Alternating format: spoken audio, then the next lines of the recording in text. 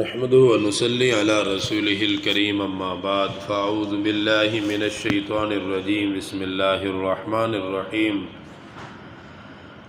ثم أتبع سببا حتى إذا بلغ بين السدين وجد من دونهما قوما لا يكادون يفقهون قولا قالوا يا ذا القرنين إن يأجوج ومأجوج مفسدون في الأرض فهل نجعل لك خرجا على أن تجعل بيننا وبينهم سدا صدق الله العظيم۔ ان آیات اور ما قبل آیات مبارکہ میں اللہ سبحانہ و تعالی نے ذوالقرنین بادشاہ کے بارے میں ذکر فرمایا۔ مشرکین مکہ نے یہود کے کہنے پر نبی پاک صلی اللہ علیہ وسلم سے ذوالقرنین بادشاہ کے بارے میں سوال کیا تھا کہ آپ یہ بتائیے کہ ذوالقرنین بادشاہ کون تھا اور اس نے کہاں کہاں کا سفر کیا تھا۔ اللہ سبحانہ و تعالی نے سورۃ الکھف میں ذوالقرنین بادشاہ کے اسفار کو بیان فرمایا۔ ایک سفر اس نے مغرب کی جانب کیا جہاں سورج غروب ہوتا ہے، بالکل اس کی انتہا تک گئے کہ اس سے آگے کوئی آبادی نہیں تھی بلکہ آگے صرف پانی ہی پانی تھا، اور انہیں ایسا لگا کہ سورج گویا پانی کے اندر ڈوب رہا ہے۔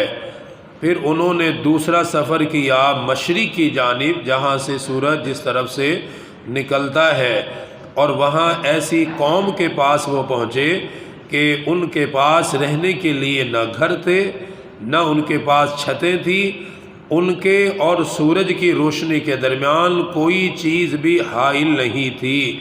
حضرت ذوالقرنین وہاں تک بھی پہنچے۔ تیسرا ان کا سفر وہ تھا کہ جب وہ چلے تو ایسی جگہ پر پہنچے کہ جہاں دو پہاڑ آپس میں ملے ہوئے تھے اور ان کے درمیان میں ایک بہت وسیع جگہ تھی۔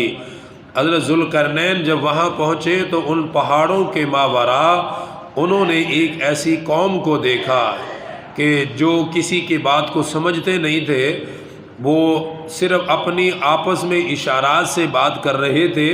حضرت ذوالقرنین سے وہ کچھ بات کرنا چاہ رہے تھے، لیکن حضرت ذوالقرنین کو ان کی بات سمجھ نہیں آ رہی تھی کہ یہ کہنا کیا چاہ رہے ہیں۔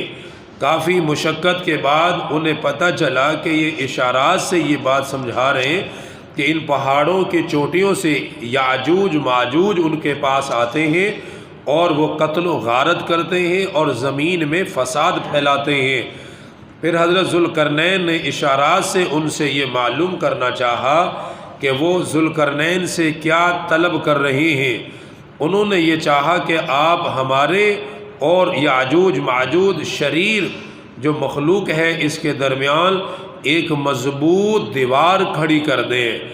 حضرت ذوالقرنین نے فرمایا کہ ٹھیک ہے، تمہاری حفاظت کے لیے میں جس جگہ سے یأجوج ماجوج آتے ہیں تمہارے اور ان کے درمیان ایک مضبوط اور بڑی دیوار کھڑی کروں گا، ایسی دیوار کہ جس کو یہ پھلانگ نہیں سکیں گے، اس کے اوپر چڑھ نہیں سکیں گے، اور اتنی مضبوط ہوگی کہ اسے یہ گرا نہیں سکیں گے۔ حضرت ذوالقرنین نے جب ان سے بنانے کا وعدہ کیا تو انہوں نے کہا کہ ہم آپ کے لیے مال جمع کرتے ہیں، یعنی ہمارے پاس جو کچھ بھی ہے وہ بھی ہم آپ کو دے دیتے ہیں، آپ اس میں خرچ کیجئے اور ہمارا یہ کام کر دیجئے۔ تو حضرت ذوالقرنین نے فرمایا کہ نہیں، ایسی بات نہیں ہے، میرے پاس اللہ سبحانہ و تعالیٰ کی طرف سے دیا ہوا ہر قسم کا سامان موجود ہے، مجھے تم سے کسی بھی قسم کی مالی طور پر امداد نہیں چاہیے۔ ہاں، اگر تم میری معاونت کرنا چاہتے ہو اس کام میں تو افراد کے ذریعے سے کرو، یعنی اس میں بندوں کو لگاؤ، وہ کام کریں، چیزیں اٹھا کر لائیں، جو میں انہیں کہوں اس میں وہ شریک ہو جائیں۔ اس پر وہ تیار ہوئے اور دیوار کا کام شروع ہوا۔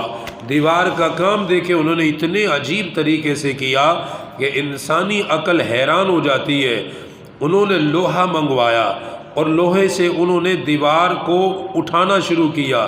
پھر درمیان میں وہ کوئلہ بھی ڈال رہے تھے، پھر تھوڑی سی لوہا ڈالا، دیوار کو اٹھایا، پھر اس کے اندر سوکھی لکڑی کو رکھا، پھر اس کے اندر لوہا رکھا، کھڑا کیا، پھر کوئلہ رکھا۔ اس طرح کوئلہ، لکڑی اور لوہے کے ذریعے سے انہوں نے ایک بہت بڑی دیوار کھڑی کی۔ کھڑی کرنے کے بعد اب فرمایا کہ اس کے اندر آگ لگاؤ۔ آگ جب اس میں لگائی گئی، اس طرح آگ لگائی کہ کوئلہ اور لکڑی ایسا جلا کہ اس نے لوہے کو پگھلا دیا۔ مقصد بھی ان کا یہ تھا کہ بیچ میں کوئلہ ڈالنا اور سوکھی لکڑی ڈالنا تاکہ لوہا پگھل جائے۔ انہوں نے جب اس میں آگ لگائی اور اتنی آگ جلی کہ وہ لوہا پگھلنے لگا۔ جب لوہا پگھلا تو اس پر اور انہوں نے مضبوط کام یہ کیا۔ حالانکہ لوہا پگھل جائے اور اس کو ایک جگہ پر روک دیا جائے تو اسی کو توڑنا مشکل ہے، اس کو کوئی توڑ نہیں سکتا، بہت مشکل مرحلہ ہے۔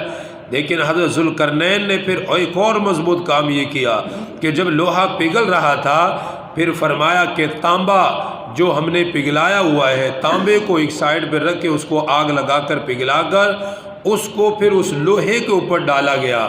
اتنا مضبوط ترین کام کر دیا کہ لوہا، پھر اس کے اوپر تانبا، اس تانبے کو اتنا ڈالا کہ اتنی بلند وہ دیوار ہو گئی پہاڑوں کی طرح کہ اس کو یأجوج مأجوج نہ اوپر سے گزر سکتے ہیں نہ اس کو وہ گرا سکتے تھے۔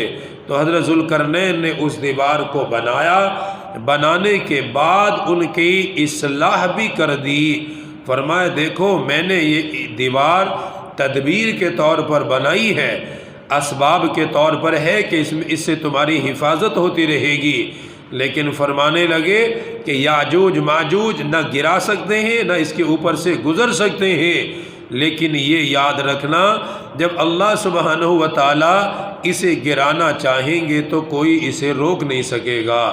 یعنی قیامت کی طرف اشارہ کیا کہ قیامت کے قریب اللہ پاک اس کو گرائیں گے اور پھر یأجوج مأجوج پوری زمین پر پھیلیں گے، اور پھیل کر وہ کیسا فساد زمین پر پھیلائیں گے۔ اگلے آیات میں اس پر بات کی گئی ہے۔ تو حضرت ذوالقرنین کی دیوار کا بنانا اللہ سبحانہ و تعالیٰ نے ان آیات میں اس کو بیان فرمایا ہے۔ ارشاد فرمایا ثم اتبع سببا، پھر وہ چلے ایک اور سفر کی طرف، حتی اذا بلغ بین السدین، یہاں تک کہ وہ پہنچے ایسی جگہ پر جہاں دو پہاڑوں کے درمیان جگہ تھی۔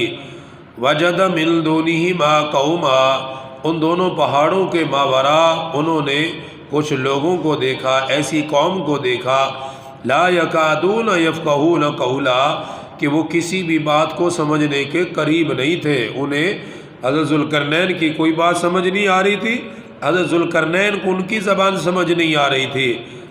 انہوں نے اشارات سے بات کی اور کیا کہا؟ قالوا یا ذا القرنین ان یأجوج ومأجوج، کہنے لگے اے ذوالقرنین یہ یأجوج اور مأجوج مفسدون فی الارض، فساد پھیلاتے ہیں زمین میں، فہل نجعل لک خرجا علی ان تجعل بیننا وبینہم سدا، کہنے لگے کیا آپ ہمارے لیے کوئی موٹی دیوار بنا دیں گے اور اس پر ہم آپ کو خرچہ بھی دیں گے؟ کیا آپ ہمارا یہ کام کر سکتے ہیں کہ ان کے اور ہمارے درمیان ایک مضبوط آڑ بنا دیجئے؟ قال ما مکنی فیہ ربی خیر، فرمانے لگے میرے رب نے جو مجھے اقتدار دیا ہے وہ میرے پاس بہتر ہے، خوب ہے میرے پاس، یعنی مجھے مال کی حاجت نہیں ہے۔ فَأَعِینُونِی بِقُوَّةٍ أَجْعَلْ بَیْنَکُمْ وَبَیْنَہُمْ رَدْمًا، فرمانے لگے تم محنت کے ساتھ میری مدد کرو تو میں ان کے اور تمہارے درمیان ایک مضبوط موٹی دیوار بنا دوں گا۔ اب دیوار جب شروع ہوئی تو فرمانے لگے آتونی زبر الحدید، میں لاؤ میرے پاس لوہے کے تختے، یعنی اینٹ کے طور پر انہوں نے لوہے کو استعمال کیا۔ حتی اذا ساوا بین الصدفین، یہاں تک کہ جب وہ دیوار دونوں پہاڑوں کے برابر تک پہنچ گئی، قال انفخوا، تو فرمانے لگے اب اس میں آگ لگا دو۔